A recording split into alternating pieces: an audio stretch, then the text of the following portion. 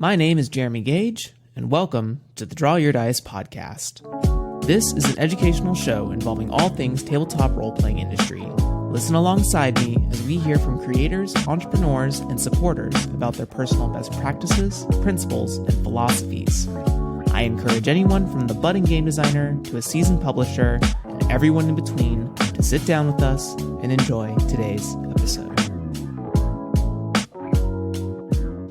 Hello, everyone. Thank you for coming to the Draw Your Dice podcast. My name is Jeremy Gage, as you heard in the intro, but as always, the show is never about me. It is about who I have brought to you today, and I have brought a wonderful guest per the recommendation of Ezra, so shout out to Ezra and the DYD fandom. From what I've seen, there is just a beautiful experience that we are ready to get into. I would like to welcome to the show Stargazer, Sasha. Thank you. Yay, it's so good to be here. Thank you for having me on. And thank you, Ezra, for recommending me. Wow. Thank you for being on the show. So as we always start this show off, would you just give a brief introduction of who you are, places where people can reach you, find you, get more about your work, just as you display yourself to the internet? Yeah, so hi, everyone. Do you say hi, everyone? Yeah. I've never been on a podcast. Okay, hi, everyone. I'm going to say it confidently this time. My name is Stargazer Sasha. You can call me Sasha. I use she, her pronouns. I write games. I write games about the intersection of transgression, danger, beauty, and magic. That's what I've been telling people. You can find my games on itch at stargazersasha.itch.io, and you can follow me on Twitter at stargazersasha. I'm still kind of settling into the rhythm of things, so I might start hosting other places, but that's where I am for now. And yeah, I've been pretty busy. I put out 4 games over the past 2 months. They are 4 pretty different systems, and I would say they take place in pretty different worlds from each other. I really like focusing on ideas of the transitory. What do we take from moments of transition? How do we interact with like ideas that we're moving through? That's pretty abstract, but I think that that's kind of what connects my four games. And yeah, I write about the problems and experiences that I've faced as a young trans person. Yeah, I think I think that's what I have. Okay, great. And additionally, as like a bonus icebreaker for all the folks at home and myself, I would love to hear like sort of your role-playing lineage. What was maybe like the first game that you started role-playing with? And then what was sort of the first spark that got you to start designing? Right. So I think that the first game I really clicked with was probably Dialect by Thorny Games, which is a pretty recent game. I played a lot of it with my roommates over the past couple of years, and I just kind of fell in love with the style of storytelling that it has to offer. Dialect is a game where you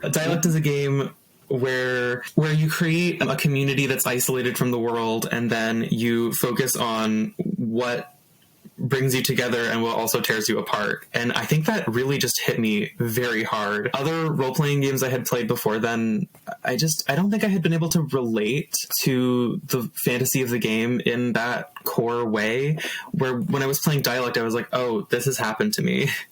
And yeah, I think that made it really real.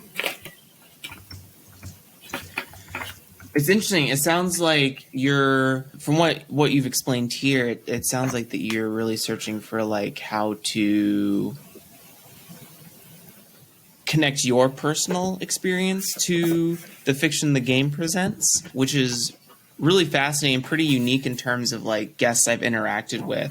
You know, a lot of people can allow themselves to fit the mold of the game, but it sounds like you kind of want the game to fit the mold of you, which is really fascinating. Or at least that's what I'm hearing on my end. Does that sound about something in the ballpark of correct? Sure. Yeah. I think that this is already a really interesting point, because this is something that I've talked to other designers about a lot. I really think of role-playing games as like a method to explore the truth. And I have played, even though Dialect, I would say, is the game that has inspired me the most. I think that I've played other games that are more, I don't want to say traditional, that's kind of a loaded word, but, you know, I've played D&D a couple times. I've played, I have friends who play D&D in like loads of different settings, and I find that to be engaging too, but I've always kind of felt that I get something different out of it. I think that when we're playing a fantasy, we're to some extent kind of exploring our ideas about real life. I don't think so. I kind of view role playing as, you know, a different way to be honest with yourself, you know? Mm-hmm. Mm-hmm. Oh, I totally get it. I mean, for a long time, the joke I always made with people who are starting their first role playing game is that you either make the character who you are or who you want to be. Those are the only two options. Anything else is extra on there. So yeah. I think that for me, it's like when I make characters for games, I'm always looking to. I think I fit within like your concept of seeking out the truth in role play, and I always explore kind of, what do I want to say, moments of ideas. So like when I think about the classic redemption arc story, you know, you've done something awful or you've made a mistake, you're trying to make recompense for it. Mm-hmm. I like to explore the methods, right? I don't necessarily care about being redeemed. What I care about is like, do I feel like I took steps that I am proud of to attain that point, right? And then that can go into like a lot of other sort of ideas to be explored. But I'm more concerned about. I know it's pretty trite to say like the journey rather than the destination. No, but it's also, but to delve deeper into that, into like what is the journey. I think that it's a matter of how well did I execute that journey. Yeah, and you said something that I really like, which is like, how does it feel to do this? You know, how does it, in this scenario that is totally reasonable for you to imagine, this mm-hmm. thing that's so close to real life, how would it feel? How would it feel mm-hmm. to be faced with the idea that you've done something that you can't take back and you have mm-hmm. to move on? And so like, mm-hmm. you know, and you can make that as much of a fantasy as you want. Like you can say, you know, I killed 20 people because I'm a vampire, or you can say, mm-hmm. I turned someone into a frog and now they won't turn back. But you know, those are ways of interacting with our ideas about reality. I feel mm-hmm. like, you know, I don't want to be too much philosophizing isn't good for me, I don't think. But yeah, no, I do think that for me, a really large part of role playing is like exploring my own ideas and my own reality. And you know, role playing is, I don't want to say always, but role playing is so often collaborative. Mm-hmm. So you're exploring your own ideas, and they're also interacting with the ideas of everyone else at the table, and also the text that you're using, whatever text. So it's kind of like that. It's this little dance where, you know, you're being offered a fantasy by the text of the game that you're using, and you kind of take what you will from it, and then, you know, you and your friends will come up with all of your own ideas. Mm-hmm. And I don't know, I think there's something very tangibly real about that. That we're choosing to engage in this fantasy, but it's because it's a fantasy that speaks to us. With that, then, was dialect the game that sort of got you into designing, or was there like another moment, or was there a role play experience that had you sort of thinking about designing your own games? So I did a lot of reading before I did any writing. I don't know if that's quite true. I've always kind of been creating games. Role-playing games are a pretty new exploration of mine, but I've always kind of been interested in games. I doodled around with creating card games when I was younger. I don't know, I really just like the language of the card game. I like the way that it feels physically to play a card game, to like hold the cards in your hand and then put them down, and then you feel like you can make smart moves. And yeah, I really like that. Anyway, so I wanted to create that experience in writing for a long time. And then my freshman year of college, I discovered, I went to my local game store, and because I had just moved. Okay, wait, I need to get this story together. You're good. So I had just moved to a new place. I went to the local game store. I saw a bunch of games that I didn't recognize, and I was like, you know, this is kind of cool. So I think I guiltily read Monster Hearts 2 second edition in the back of the store, kind of like sitting on the floor. I was like very entranced by it. I was like, because I had never like encountered a game that felt like that felt like a paperback book that you can hold in your hands, that is telling you a story but also encouraging you to tell your own story. Just I fell in love with that, and then I returned to the store like a week later and bought the book. Yeah. But yeah, so I did a lot of reading. I think I would say the next one that I read was probably Sleepaway by Jay Dragon. And Sleepaway has, I'm not a scholar, but Sleepaway has very, it like sunk into my brain. It's like, it's so horrifying, and it's so like, it's so, again, honest. It feels like, as someone who's worked with kids before, that's like, it is very real. It's like Sleepaway is a game where you are playing counselors of a camp, and you need to protect your campers from this cryptid that lives in the woods and is evil. And and it was very chilling, because like I know what the lindworm is. I know what the cryptid is in my real life. I know what was scary to me about working with kids when I worked in the theater. And so like things like that kind of made role playing really real for me. Yeah, I think I first put pen to paper this year though, over the summer, because I ended up socializing with a lot of other smaller designers, and I like encountered the itch sphere, and I saw that people were posting like and I saw that people were posting like 5, 10, 20 page games on itch, and I was like, oh, I could do this. Like this finally like I felt that it was like accessible and approachable for me. And yeah, I think I agree. Like for a long time, the first sort of like 6 games I ever touched base with were D&D, and then Blades in the Dark and Shadowrun and Pathfinder and Band of Blades, and like those are all 200 plus page over several books sort of events, and I was like, man, a game just it would take me aeons. But then getting into the itch sphere, same as you, just learning about all these really cool, Spencer Campbell's Slayers and Corvid Court, Christ, Viditia's Space Between Stars, Adira's Chair, which is a single page lyric game, which is like just so mind opening. But that's not to say that your games don't, Sasha, your games don't pack like a ton of punch inside of them for being like 20, 30 page games. They're great. They're amazing. I think that one thing before we transition to like talk about that, there's a really cool game that if you liked dialect, I think you should check out. It's called Apotheosis by Gordy Murphy. The game is basically exploring what does oral storytelling look like over generations.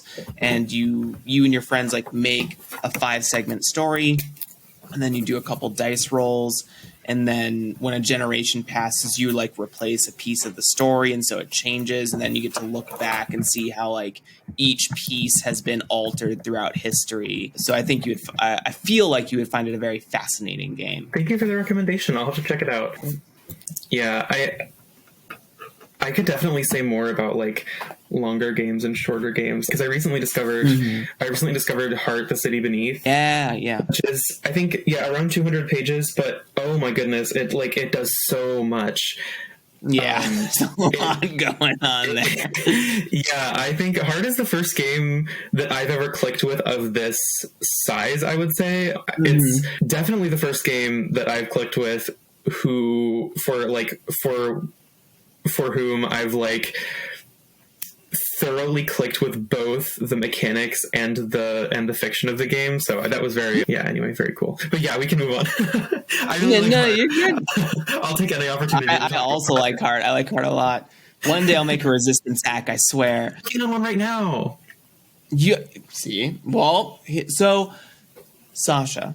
Yes. You mentioned earlier in your intro that you are, and you might have to correct me, I wrote it down as quickly as possible, but you're a designer who sort of uses their design to explore transitory stories with beauty and magic. Again, correct me, but before we get into like the game specifically, sort of, and because we're going to touch a little bit on 3 games, how have you come to sort of like see yourself as a designer, and what are sort of your goals with your writings? Okay, so I think the transitory is something that's very, very close to me as a young adult, but also as a trans person. I have this, I don't know, I have a connection to the things that actually, okay, let me restart that. You're good. So I want my games to explore moments of transition and kind of what we take from different stages. So I'm really into, a while back I came up with a mechanic for a longer game that I put down and haven't been working on for a while. But I came up with this mechanic where at the end of each day of storytelling, you sit with the other characters and watch the sunset, and you as a player and also as a character, you choose something from that day to remember, and you add it to your character sheet as a move you can use forever. And then you choose something to forget. Wow. You choose something to forget, and then you choose a different move anywhere on your sheet and cross it out, and you give it away.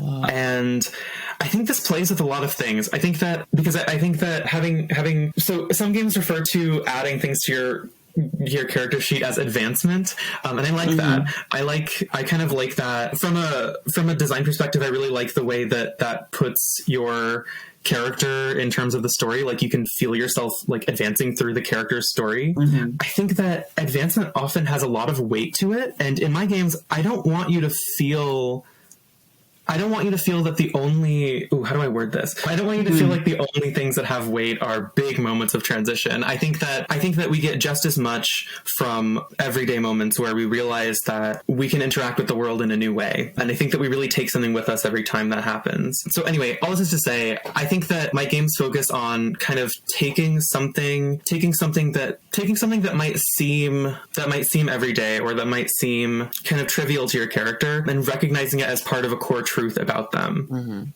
and then kind of deciding like, what does this mean about us? It's about digging into those finer points, right? Like digging into like we talked about earlier with the redemption arc stuff, right? It's about the journey, but it's also like the small bits. You're talking about how it's not always about just like the giant, big climactic moment. It's about all the things that also led up to that point of pivotal transition, right? All the steps that you took to prepare or to make peace with, or anything of that nature towards that moment, which I totally agree with. I think it's a really beautiful like mindset to have, especially when you talk about the sort of mechanisms around advancement, right? Yeah, so I really like the way you said that. I think that my games focus a lot more on the everyday than about the endings. But I find it interesting that when you're writing a game, it does feel kind of empty if you don't have an ending. So I do write endings. I do write endings into my games, and endings are important. But I'm still kind of growing through. I'm growing through my relationship with endings. My games.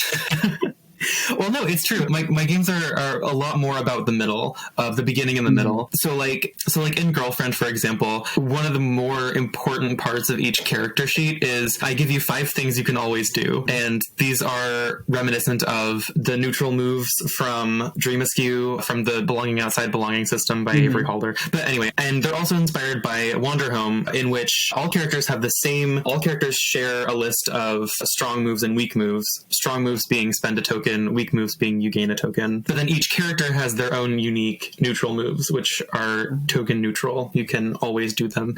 And so I think my game takes a lot from that, but also my game doesn't have tokens at all. Girlfriend doesn't. It's real just... quick. What is Girlfriend for the folks at home? Oh yeah, okay. The Girlfriend of My Girlfriend Is My Friend is a game it's about a lot of things. It is a slice of life game about the magic of coming to age. It's about the magic of coming to age. Is that what they say? Coming to age? That sounds weird now that I say it out loud. Yeah, it's one of those things where like you say the word over and over again, and it's like something to sound. Right, I've written it so many times. Okay, I think it's coming of age. Yeah, coming of age. Yeah, there we go. Okay, thank you. I'm glad we had this moment. So Girlfriend is about coming of age as a young trans person, and there's a lot of humor and magic to it. I called it lighthearted at the beginning of my journey writing it, but I don't think I would call it that anymore. I think I would call it simple. I wanted it to be very fluid and not feel like you have to do a lot as a player to experience the game. And I think that's what makes it simple to me. I want it to be kind of a game that you like flow through, a game that you just kind of explore together. How do I describe it? So most of the text of the game is these 10 characters that I present you with. And each of these 10 characters kind of shows off a different little corner of the world that I build. Most of them have a different relationship with magic, which in the world of this game, your magic is something that is created from your aesthetic style. So, for example, there's a character who is the band lesbian, and the band lesbian gets his magic from his music. And there are other characters who get different kinds of magic from different kinds of music. And then you have Spike, who is a graffiti artist, and they get their magic from their art, their tags, and so they can cast spells on areas by leaving their mark. And so I came up with this idea, and I realized that it was actually really important to me. I came up with this idea of style as magic, and I realized it was really important to me because I think this game is a lot about like the kind of art and magic that we claim for ourselves, the kind of magic that maybe you start off, you might start your game not being able to use magic, and then throughout the game, discover things about yourself and discover new avenues to express yourself. And that can feel magical when that happens in real life. You feel like you've discovered something really, really profound. And so this game is about kind of the magic of the everyday, the magic of growing into yourself and, waking up and realizing that you love yourself. Beautiful. Absolutely beautiful. And just from like a content appreciation standpoint or like a world building appreciation standpoint, I really like this idea of the stronger your sense of identity, the more solidified your magical abilities are, which is really, really cool in a ton of ways. And something I think games maybe sort of already intrinsically do to even traditional, like I think about when you play D&D and you choose the paladin class, right? And you have all these paladin-like abilities or paladin tropey abilities, but it is that those abilities are manifest because your identity is a paladin, right? And then we even talk about like maybe the paladin was like an extra good example because we talk about oaths and stuff, and if your oath is broken, your sense of identity is also broken, so your magic wanes or leaves you. And same things for like clerics and stuff, or even druids, right? Like I find it so fascinating that you bring up that in your particular examination of magic, that style as magic and identity as magic and solidifying both who you are and your magical abilities are kind of tied together. I think that's like a really profound like playbook / class design concept as well, like just to even go out of the fiction a bit. So I think, you have brought something very interesting to light that I think many people will enjoy hearing for sure. Thank you.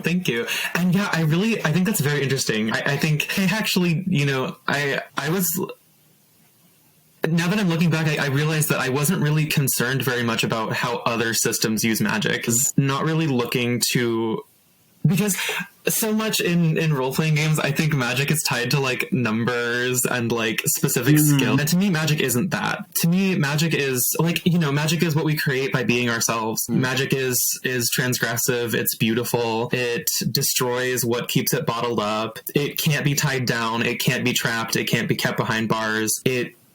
Its only truth is to live, Magic is kind of a language with which we interact with the world, and kind of, magic is when we decide what we're capable of. When we say, I'm taking this power from the world and I'm deciding my own reality. Yeah, so I think, anyway, but to me, magic is and magic is also cool. I think that's important too. Yeah. Magic is like... I think an important part of magic is that it's really cool. It's like something that you like might fantasize about. It's every day, Sasha. Well, good. Okay. I'm glad that one hit. Yeah, I remember when I was 8 or 9. You couldn't convince me that at some point in my life there wasn't a risk to turn into a werewolf. So I would walk on the balls of my feet to like strengthen my calves because I had seen, I think, Underworld or something like that. I was like, oh shit, I'm going to get hawk legs. I have to train now. So there's like 2 weeks where I walked on nothing but the balls of my feet, which was crazy. And then my mom noticed. I was like, what is happening here? Also, I got tired. So at some point I stopped thinking about werewolves. But yeah, every day, Sasha, every day I think about it'll come. I'm actually really glad that you brought up werewolves because werewolves are also another really big part of my game. And I totally relate to that. I think that there's something very transformative about Magic 2 that is exemplified in the werewolf. And also I also think that something that my game really believes in is that like werewolves can be soft. They can just hang out and cuddle and be wolves, you know?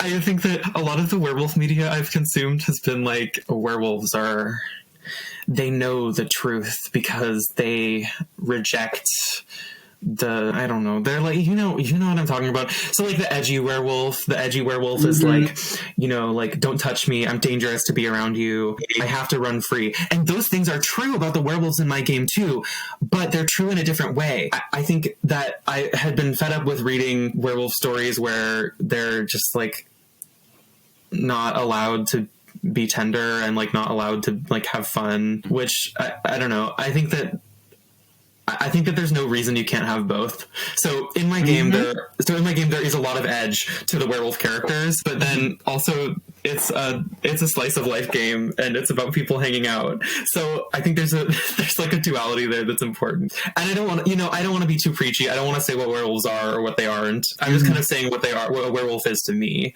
right? Yeah. I agree. I think a werewolf is just as much a werewolf is a werewolf because it is part wolf and part human, right? And so, like, if humans can be all extra sorts of nuance, like, why can't the werewolf be as well? Actually, there's Brennan Lee Mulligan in Dimension 20 does a really good job of this with the character.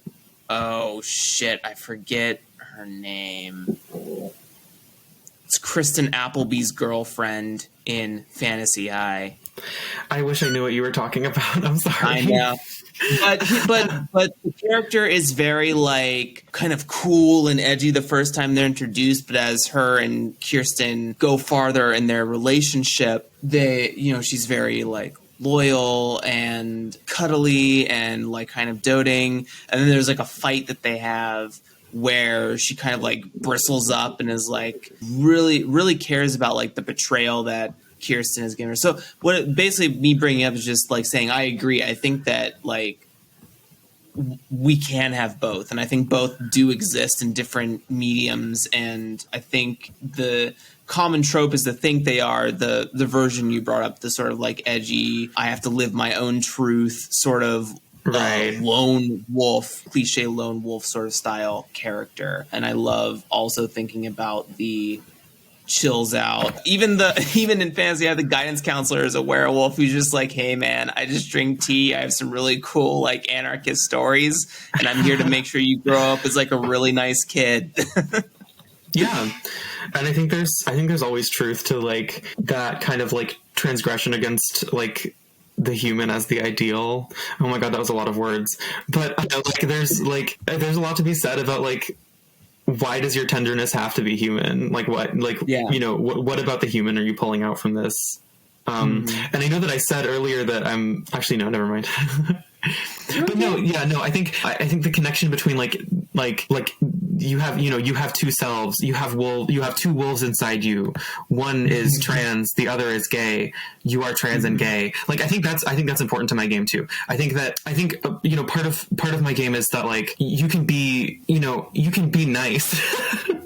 Like, you can have friends, you can have friends, you can be a Pisces, and then you can also, kind of go off and like do your own thing. Like there's no reason you can't have both. And I do like all the examples that you brought up. I think those are really good examples of what werewolves can be. I care a lot about werewolves. I think that werewolves say a lot about like what we are and society. I don't really talk about society at all, but like werewolves have like a very particular relationship with society. Like you can't be a wolf in public. You can be a wolf in private, but only if you trust your friends and family, right? Mm-hmm. And so, yeah. See, so like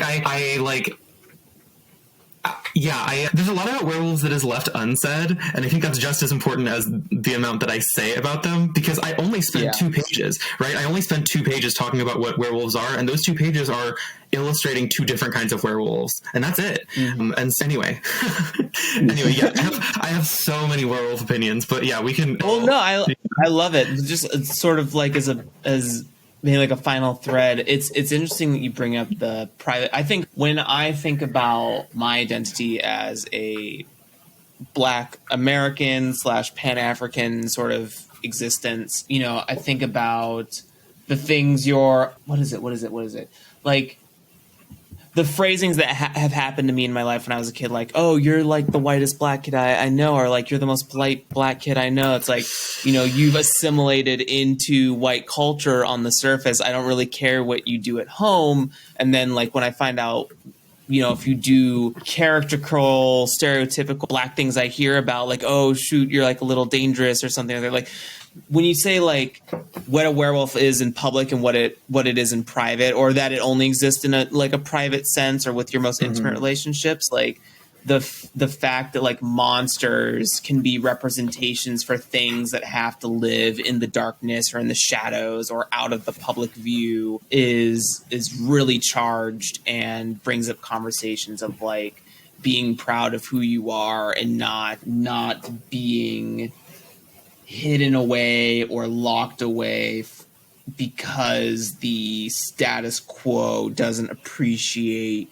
your identity. I think is also like I see it. I agree with it. I agree in the sense that like we shouldn't have to like hide in our houses who we really are. I should be able to like I don't know, Sasha, burp and fart in public and like not get looked at in a weird way because it's a natural body gas, right? Like it's good. Everyone burps and farts. So true. Yeah. Thank you for sharing that. Yeah. That is. Yeah. Yeah. So what kind of caused you to? What was the thing that caused you to write girlfriend? So I actually started with just the title. I think that so for me I focus a lot on what my game will aesthetically look like while I'm designing the game, because I do all my stuff myself right now. I kind of have the privilege of being able to come at it from whatever angle I feel is right. So there were a couple of things that kind of came together when I was starting Girlfriend. So first of all, I had the idea for the title and I was like, oh, that's really funny. And also like communicates a lot about what, like, who my identity is as a writer. The girlfriend of my girlfriend is my friend is like, it's a reference. It's like, kind of like, it's not like I'm laughing so hard I'm going to die funny, but like, I don't know. I thought it was kind of clever in like a title way. Yeah, the enemy of my enemy is my friend. Yeah, so anyway, so there's that. And then there was the MS Paint jam that was going on.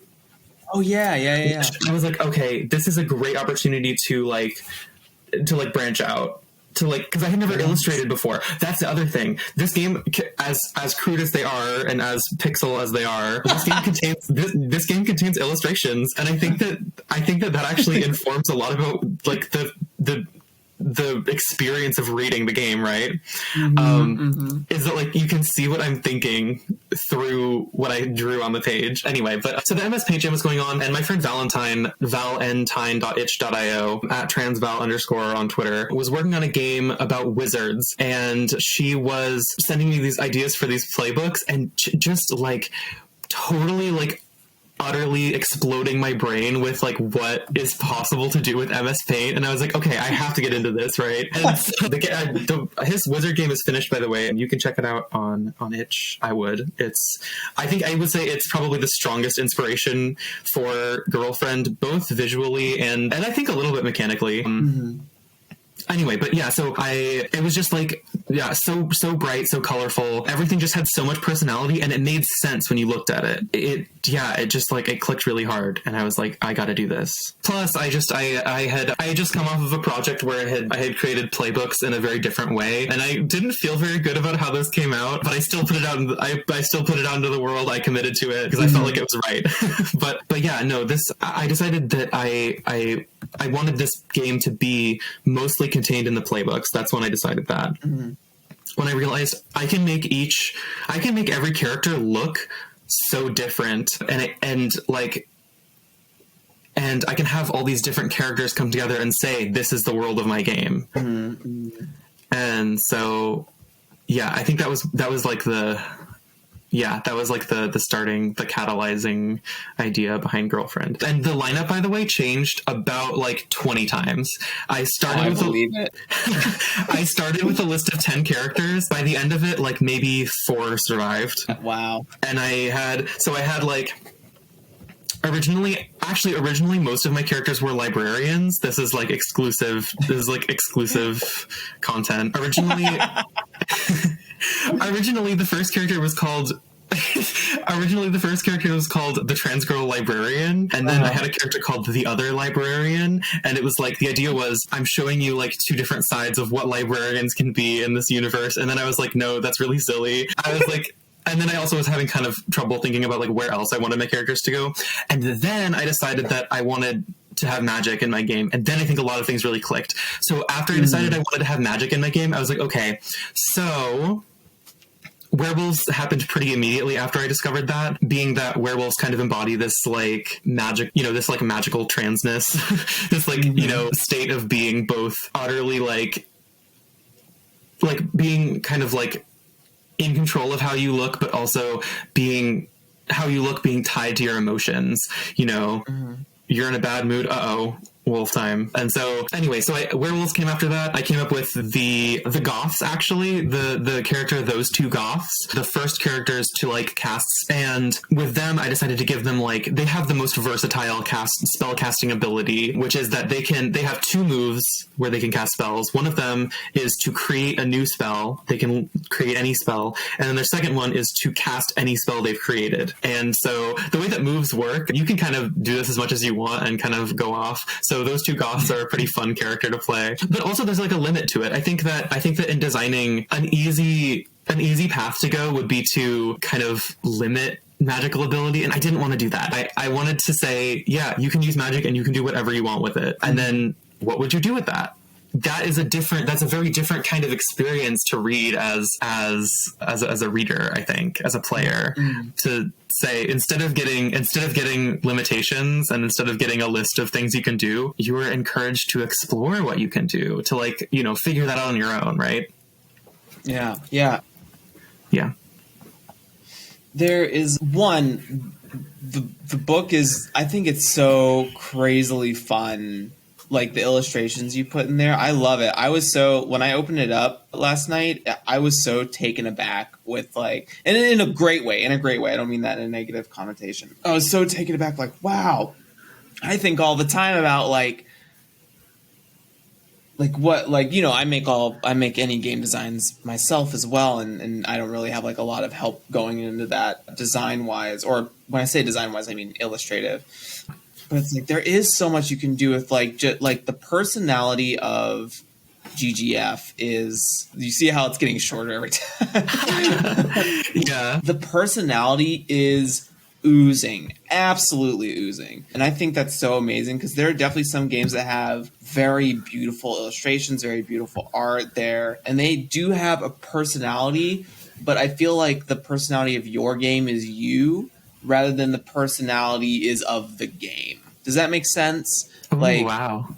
When I look at D&D books that have in their art pieces, the art is of the game. I'm not getting like the artist necessarily, and there's so many hands in the design that like I'm not getting any particular designer, right? But when I think one of the benefits to doing what you did for Girlfriend is really like I get to really read from Sasha's point of view, which is very, very cool. Thank you. Yeah, I always like hearing people's experience reading my work and like reacting to it, because first of all, it's just like so guilty and gratifying. Not guilty, actually. Yeah. No, not guilty. We're proud. We're happy with what we. yeah. When when you're really proud of something, you want people to see it, and then they react to it. It can kind of be any reaction, and it's still like, oh yeah, I put this out and it's being seen by someone. But yes, no. So I really appreciate hearing that. You deserve it. And yeah, and I also am just like, this is so like, I'm just so glad that this like clicked with people. I'm glad that like, it's like kind of overwhelming almost creating something that is so autobiographical, that is so like true to me, and having other people say, wow, this is really true to me too. Yeah, and we're in such like a blessed game age of, I think we're at a turning point in like the art of game design, right? I'm not a historian or a scholar, so if someone wants to scream at me in an Apple podcast review, go ahead. But I think that what's really interesting about the indie scene, as opposed to like the major conglomerate scene being like Hasbro and Paizo and all that stuff, it's like the question has always been like, what is a game? And I think that we're really getting to a point where like we're pushing that question, and we're seeing all of these like artistic endeavors towards game design that hits, especially like in the story game side of things. What is a class? What is a playbook? What is explicit mechanics? What are implicit mechanics? What is the accessibility of a book? What is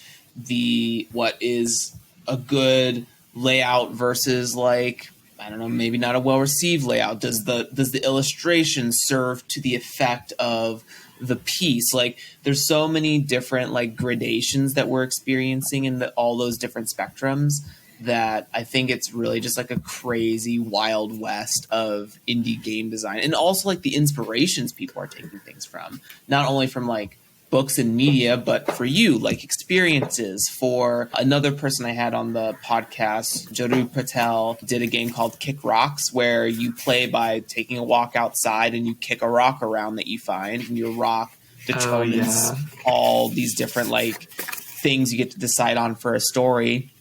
And then made a hack of it called Kick Garlic, where you go out and kick a rock and you play a vampire. Like there's just so many cool things that are happening in the scene that I've been exposed to, that is just, and then like even how does a game come together, like with Mark Shepard from Far Horizons and Sandy Pug Games with Nem Ginty. What is a like mutual aid, cooperative, collective game design ecosystem look like versus the traditional like CEO design team freelance structure? It's just so crazy. It's just so crazy. And like, the reason I bring all of this up is that for reading your game and seeing your game and how you produced it, it's like it's a good game.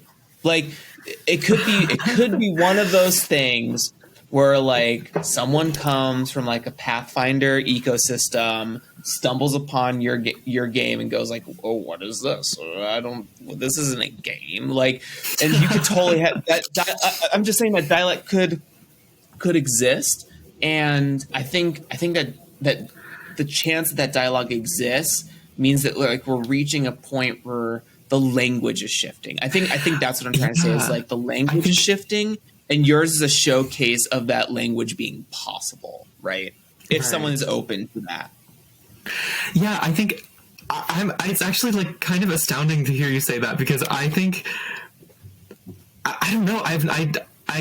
I don't think my game has really been seen by a lot of like I don't know, traditional. I'm not like, I don't know enough about it to say traditional, but like, like Pathfinder people. So like I don't think I've ever seen like a Pathfinder person really talk about my game. And like I don't know I don't know how I would react to someone saying this isn't a game, because I think if someone said to me this isn't a game, I think that would really just mean I can't play this game. You know, I can't relate to this game in a way that like lets me play it, that lets me interact with it. And I look at Pathfinder and I say that isn't a game to me. Because I can't play it. I can't look at that and find some truth in it that is interesting for me to explore. And that's like a personal thing, you know. I'm not, you know, I. There's no bashing here of anyone's games. I want to make that clear. Right.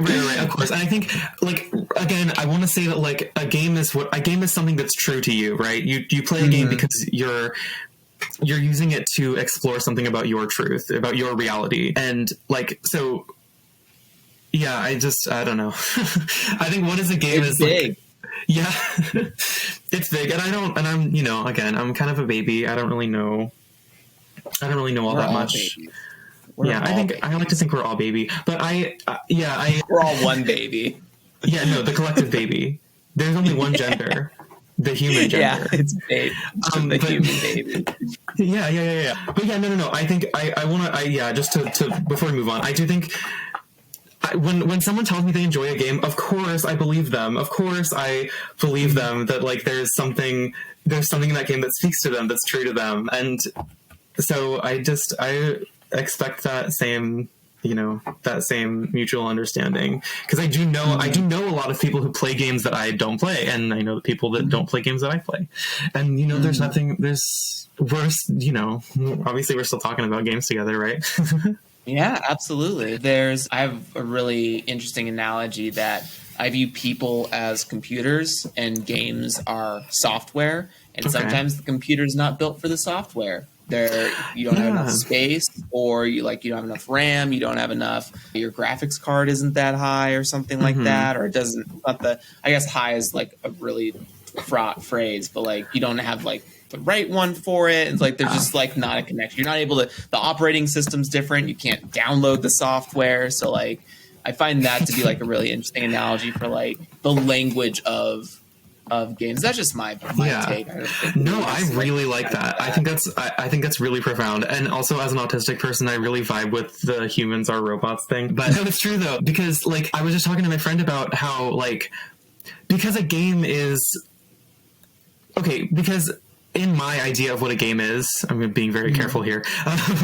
In my idea of what a game is, you create rules for your game as a way of modeling the way you perceive rules to exist in the real world. And so, like, for someone to tell me this is how the rules work in my world, if I want to play the game, I'm going to say, okay, I'll change the rules so that they make sense to me, and then I'll play the game, right? Right. But like, that's so. To some extent, you know, you're changing the game because you're kind of setting aside the rules. And this is something that I also think about as a designer. Like, you know, a game is an offer in a way. Like, I'm offering you an experience and a world and a set of rules, and you can take as much or as little from that as you want, right? Like if you say, okay, I've found the game in your game, and my game in your game is to take only the playbooks, take away all of the material except the moves, and then set the moves in conversation with each other. And I go, yeah, that's real. Because, do you understand what I'm saying? Yes. Okay, good. I don't know. I think role-playing games are such a way of speaking to yourself, right? They're so intimate. They're role-playing games. Yeah, you're right. You're playing a role. You're creating a model. You're experiencing how things work, and you're feeling things out, and you're maybe like looking at things from a different perspective. And this is something that I also was thinking about a lot when I was writing a different game of mine, Kenzie's Project, which is a game about. Oh gosh, is it okay if I talk about this? Yes, of course. I said the show is for you. You can talk about whatever you want. I think that my games kind of reflect a truth about my life as I'm writing them. So like, as I was writing Kenzie's Project, which is a game about academia and like all of the ways that academia changes you, I realized that I was setting a lot of things aside to work on this project that no one else really truly understood, even if I explained it to them. like I was like, you know, I was falling behind on my schoolwork. I was like I was kind of like isolating myself from my roommates a little bit to work on this project. And then I was like, oh my goodness, I'm experiencing exactly what I'm writing about. When I started writing this game about this silly college student who's working on like this science project where they've accidentally discovered like some cosmic monster, or like you know, something much bigger than themselves that they now have to like, you know, are they going to continue the project? Are they going to abandon it and never look back? And as I was writing that, I realized I was experiencing a lot of what I was writing about the game being the cosmic monster. Sure, but also like the truth of the game, which is that like when you're a college student, you are not given space to work on your private projects. You are not given, you know, you don't. And I guess this is like also a conversation about like capitalism and like, you know, you have to work, you have to commit this number of hours to your job every week. Like, you know, those systems are meant to keep you from what you like and to keep you from like really doing anything besides working and the things that you have to do. Anyway, and so as I was writing this game, I was like realizing how true it was. Which can be a really profound thing, to look at your writing and just like feel that it's correct, you know, feel that it's like it's moving you in the way you want to be moved. Anyway, so yes. Yeah, you know, I have opinions about college for sure. And, you know, I always get into this weird state where I feel like when I talk about those opinions, I don't want to dismiss anyone who chose to go to college and found like the job they were looking for or whatever have you. But for me, like, I view college as what is the term?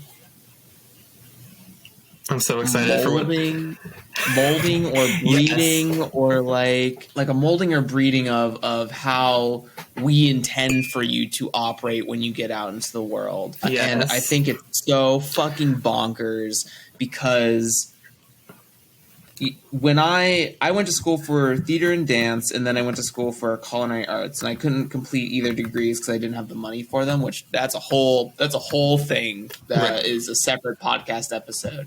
Yeah. But, you know, I went to a liberal arts college for theater and dance, and one thing I didn't like about that is that why do I have to take like Math 202 or Algebra 202 when I want to study like theater? Like, I want to be able to explore all the facets of dance and theater that I can find my place within the career I'm interested in. But the only things I had access to were like, essentially most of the curriculum was acting based.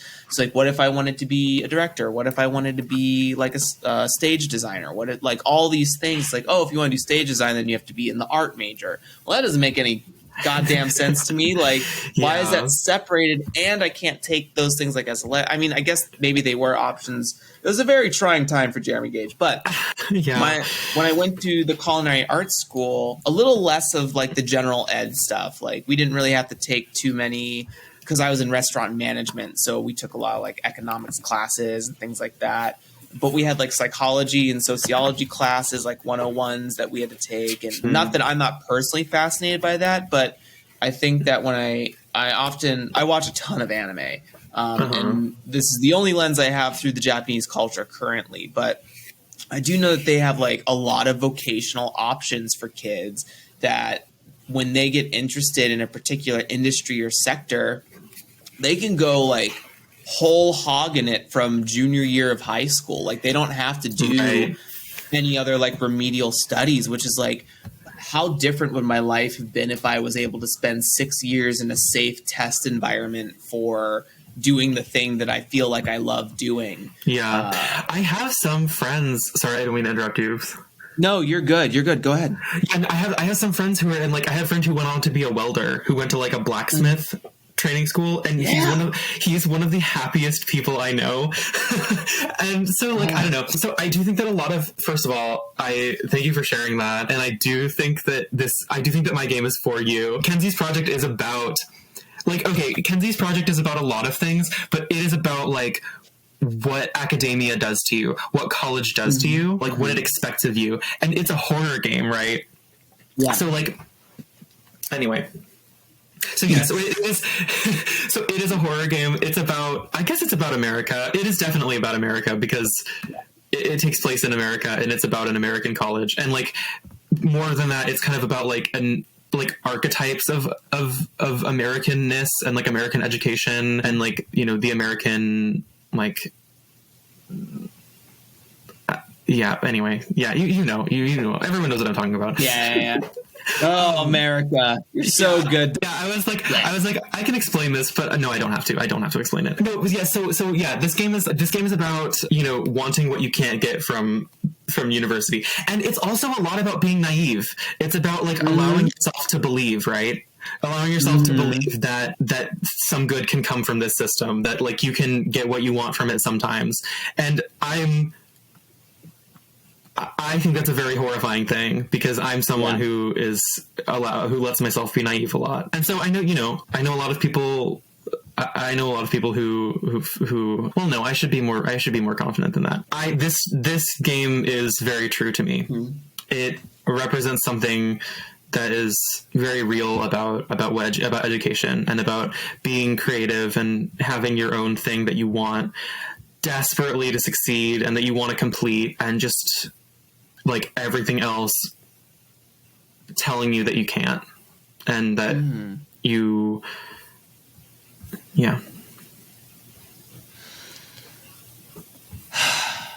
we're all just wounded at the end of the day. You know what I mean? We're just all goddamn wounded. Yeah. I gotta do some. Take some deep breaths. Yeah.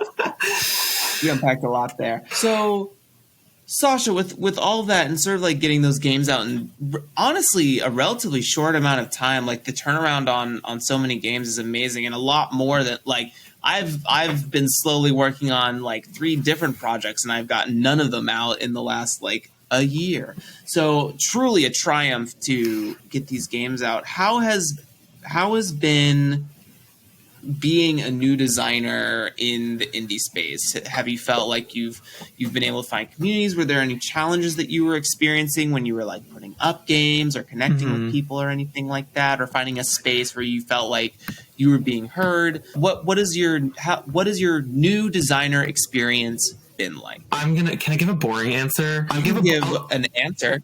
Okay, thank you.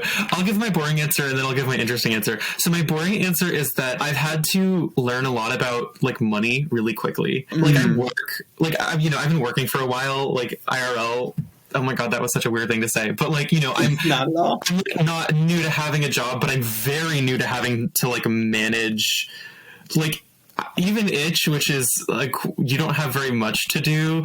It feels like there's a lot to do, like all the like charts and numbers. Oh my God, it's so scary.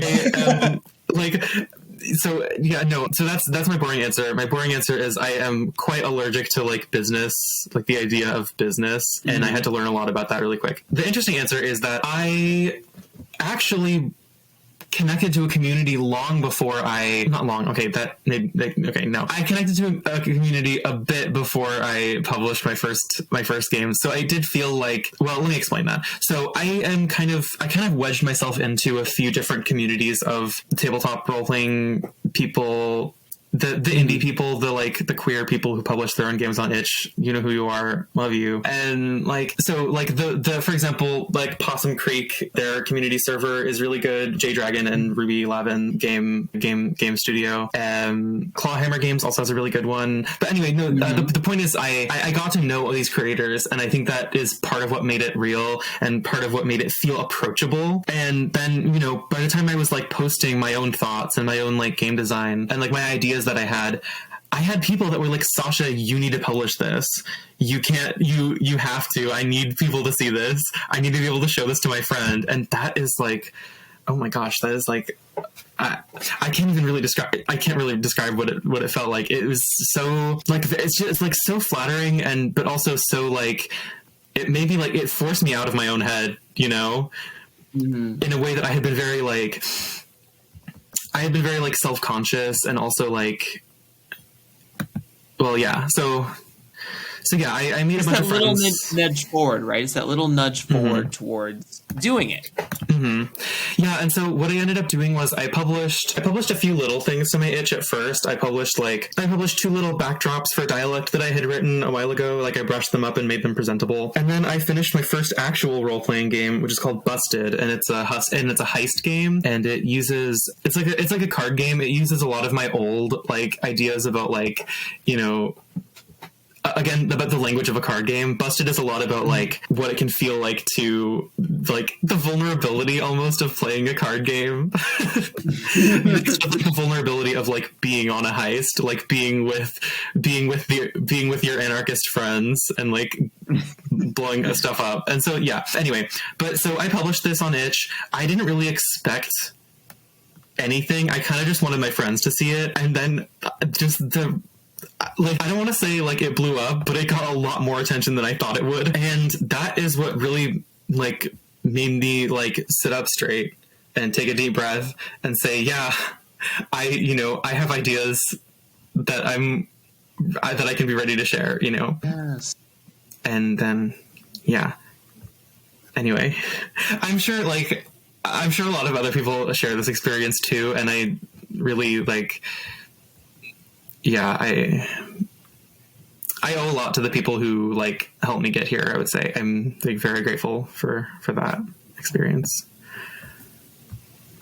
Well, big shout out to all of them, and I'm happy to also be able to speak to these things out in the open. So that's going to be great. I'm really excited for people to hear this.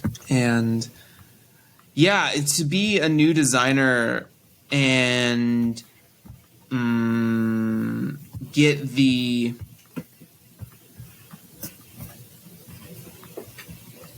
permission is not the right word. The nudge, like I said earlier, the nudge Right. of like, hey, I like this. The thing you made, and I'm not just like blowing smoke up your ass. I like this. Right. It's like, wow, there is one other person who's not me who likes my thing. There are 7 billion people on the planet. There has to be more. Like, you know what I mean? And the only way they're going to know is if you put it out there. Yeah, and you may be helping someone. You may be connecting with someone, right? Yeah. Yeah, I've gotten a lot of comments that are like just like very flattering. Like, I want everyone in the world to see what you've created. Like, I would like to show this game to everyone. And I just like, oh, that's just like, yeah, it can be overwhelming. Not to the heart. Yeah, it is. I think one of the examples of this is after I created The Girlfriend of My Girlfriend, I published it, and I thought it would be really fun for a couple of reasons, to host my own game jam, which I had never done before, where it was, because Girlfriend is meant to be very customizable, I included in the base game, there's a sheet about how to design your own playbook. And so I decided to have a little game jam where people submitted their own playbooks, and a lot of people participated, and also like created such beautiful content that like complements, like the content complements with an E, like, you know, shows a different side of the world that I created for my game. And it's just like, oh my goodness, it's like nothing else. It's because, you know, when I set out to create games, I don't only want to create something that feels real. I want to create something that is real. I want to create a game that you read and you say, oh, this is like, this feels like this, you know, you know, like I can see into this world. Like, this is real. It exists. It's like got its own like textures and flaws and colors and like that kind of thing. And so to see all these people like show me how my game relates to their own world, it's like nothing else. It's so great. Like, game jams are so crazy because they're so prismatic in a way, in that when you put out this color, right, your game, and a person takes it in, views it, and then shoots it out in their own manner, you're going to get a slightly different color because of the angle of the lens that they're using, or their own color that they're mixing into this primary color. And it's so like, because then what you get when all the light hits back onto the game is a much larger world with a lot more nuance and a lot more coverage of experience. And to also attest to what you said about like viewing it as real, not only that, but you're writing games in such a manner, or you're producing content in such a manner. Sorry, producing is such a hustle word. Writing content in such a manner that you are allowing people to see like, oh, I'm going through this moment, or oh, I have gone through this moment, or oh, I think I'm about to go into that moment. Like there are these really interesting like time perspectives or time manipulations that can go into viewing a game that's very like experience focused. And when I mean experience focused, I mean like real world experience focused. Not to say that other games don't explore things, but I think a lot of times the crises or conflicts are very external and don't feel as individually connected. You know, like thinking about D&D and how a lot of the common trope is like there's a war going on and it's happening in the background. It's like that's not very. We've all experienced war on the outside, but like, you know, all the stuff that happened with like 9/11 and beyond is like, while it impacted us as a nation in some forms, we never had to like deal with the war, like those of us who stayed in America, right? We just got to like hear about it, news it, be feared about it for like what its potential was. But I feel like for your games it's a lot more like, oh, these are like human stories that are at an individual level that can happen to legitimately everyone, and you're the only one within the bounds to affect those choices. Where, like in a traditional external experience, we at home cannot really affect those external choices. Right. I'm not prepared to talk about war. Yeah, right. Yeah. I am prepared to talk about what it's like to have trans friends for the first time as a trans person. You know, that kind of thing. You know, I'm like, I am prepared to talk about what it's like to have this project where you feel like delusional for believing in your own project because no one else really understands what you're talking about. I'm qualified to talk about that. Like, you know, I want to create and I'm going to say it again. I like, well, no. I don't really know where I'm going with this.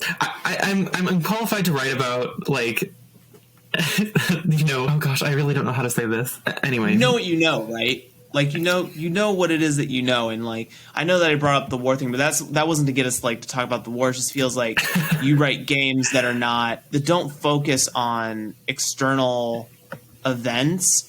I think like they don't focus on external events, and what they do focus on are internal experiences. And I think that's so much easier for people to feel really immersed in, as opposed to like tangential ideas that they have to guess about, right?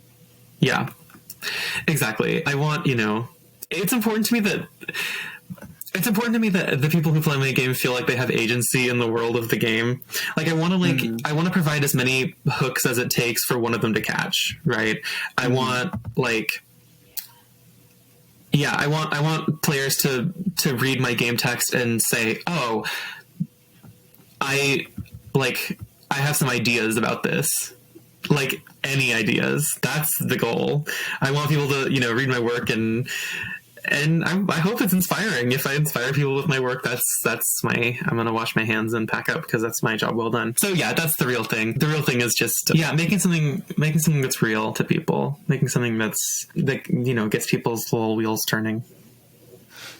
That's like, I feel like I'm like, do I have the, am I qualified to say that? Do I have the social capital? Do I have the clout to say that? But yeah, no, it's, yes. If it's true, that's what I want. Well, I think that's a beautiful notion at the top of the show to close out on here. Sasha, it has been a pleasure to have you on here for sure. Would you just give us a brief outro once again of like who you are, where can people reach you and find your stuff? All of these links that Sasha will be giving us will be down below in the show notes for your access, listeners. Yeah, thank you again so much for having me on. It has been very fun and quite flattering to talk about myself so much. Yes, I have been and will hopefully continue to be Stargazer Sasha. You can find all of my work at stargazersasha.itch.io. Some people ask how I spell Sasha, and the answer is Sasha. And you can also find me on Twitter. Also at Stargazer Sasha. Yes, that's amazing. Perfect. Well, thank you so much, everyone, for sitting alongside me as we listen to Sasha today, and we will catch you next time. Say bye to the people, Sasha. Bye, people. Bye. Hey there, listeners. Thank you very much for taking the time to sit down and hang out with Sasha and I. We really appreciate it. You can find links and resources down below in the show notes for getting in touch with Sasha and other content with similar topics. Support Jeremy and the DYD podcast by reviewing the show or joining the community Discord server. Thanks again for listening, and remember that design is a marathon, so enjoy the journey and have a great day.